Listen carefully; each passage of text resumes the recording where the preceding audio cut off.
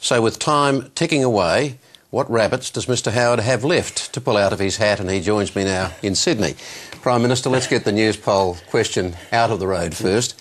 The thing I found interesting about today's poll was not so much that you got no big boost out of your budget, but that you actually lost ground after a pretty ordinary 2 weeks for Labor. Can you understand why? Oh, boy. See for yourself. From here, you will witness the final destruction of the Alliance and the end of your insignificant rebellion. Well, you say that the message will filter through, but you told your party room earlier this year that one of the big dangers for a government facing re-election is when voters stop listening to you. Obviously, if the message is going to filter through, people have got to listen to you. Do you think that that's what has happened, that people have stopped listening? You will find that it is you who are mistaken about a great many things. They seem to be saying, if you look at that poll today, they're saying they like the budget, they don't like the government. Yes. Their betrayal will be dealt with.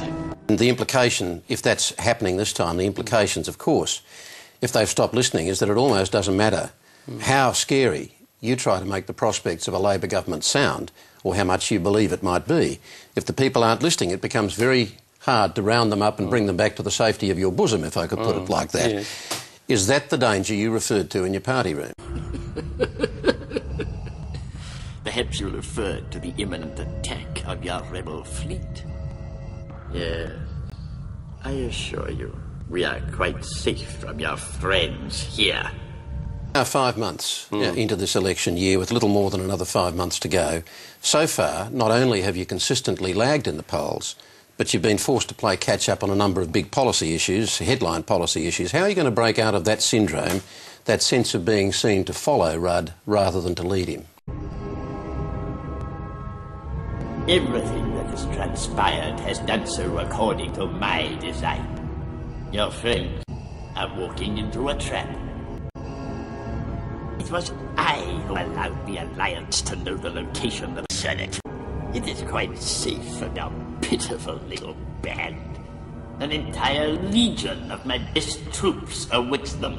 In your speech yesterday, you painted that speech, and it was certainly marketed, as it was leaked to one of the papers the morning of your speech, as being a big new set of reforms. But in fact, much of what was in that speech was, dare I draw the analogy, mutton dressed up as lamb in policy terms. Yes, I know. Work choices, Mr Howard. You were saying until very recently that you wouldn't budge on work choices other than fine-tuning. Suddenly you do a backflip on individual contracts for people earning less than $75,000 a year, acknowledging that they may have been exploited in some instances. Surely that was to take back some of the ground that you'd lost to Mr Rudd on industrial relations and on work choices. His compassion will be his undoing. Patience, my friend. In time, he will seek you out. And when he does, you must bring him before me. He has grown strong.